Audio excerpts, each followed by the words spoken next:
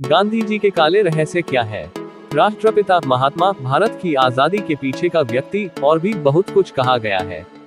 हर किताब में उनके अहिंसा, सत्याग्रह और अहिंसा के सिद्धांतों पर चर्चा की गई है।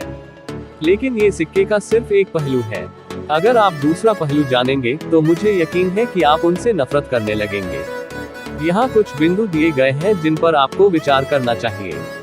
दक्षिण अफ्रीका में गुलामों के लिए उन्होंने जो काम किया, उसके लिए हर कोई उनकी प्रशंसा करता है और उन्हें रंगभेद के खिलाफ आवाज उठाने के लिए जाना जाता है।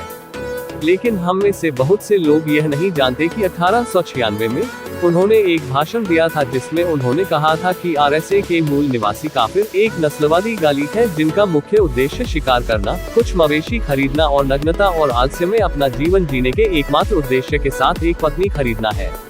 यह एकमात्र उदाहरण नहीं है।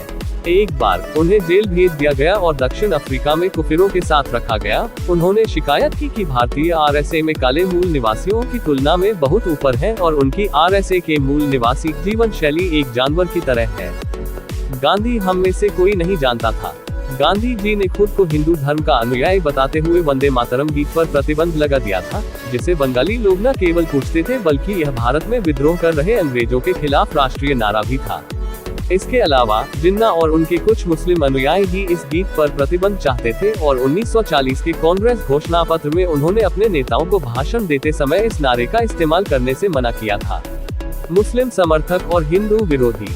मुसलमानों के प्रति उनका प्यार इस बात से स्पष्ट है कि उन्होंने हिंदू शरणार्थियों से दिल्ली में कब्जा की गई मस्जिद को छोड़ने की मांग की और इसके लिए आमरण अनशन किया। लेकिन जब नवगठित पाकिस्तान में हिंदुओं की निर्मम हत्या और उन पर अत्याचार हो रहे थे, तब उन्होंने एक शब्द भी नहीं कहा। गांधी जी दो मुंह वाले सांप थे। दरअसल उनके पास दो अखबार थे, एक अंग्रेजी में और दूसरा गुजराती में। अंग्रेजी में वे खुद को जाति व्यवस्था, छुआछूत आदि का विरोधी बताते थे, जबकि गुजरात में वे इन सभी व्यवस्थाओं के समर्थक थे। वह बहुत बड़ा पाखंडी था। एक तरफ तो वह हिंदू मुस्लिम एकता का उपदेश देता था, वहीं दूसरी तरफ उसने अपने बेटे को मुस्लिम लड़की से शादी करने से रोका। और हाँ, मैं उनके निजी जीवन का जिक्र करना कैसे भूल सकता हूँ।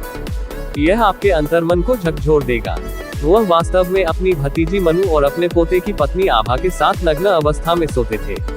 सबसे पहले उन्हें ये क्यों पता चला, मुझे नहीं पता, लेकिन मैं चाहता हूँ कि आप सभी इस लिंक पर जाकर उनके जीवन पर करीब से नजर डालें। गांधी के यौन जीवन के बारे में सच्चाई। खैर, ये सूची बहुत लंबी है। वास्तव में ये सूची इतनी लंबी है कि आप चाहेंगे कि इतिहास को फिर से लिखा जाए।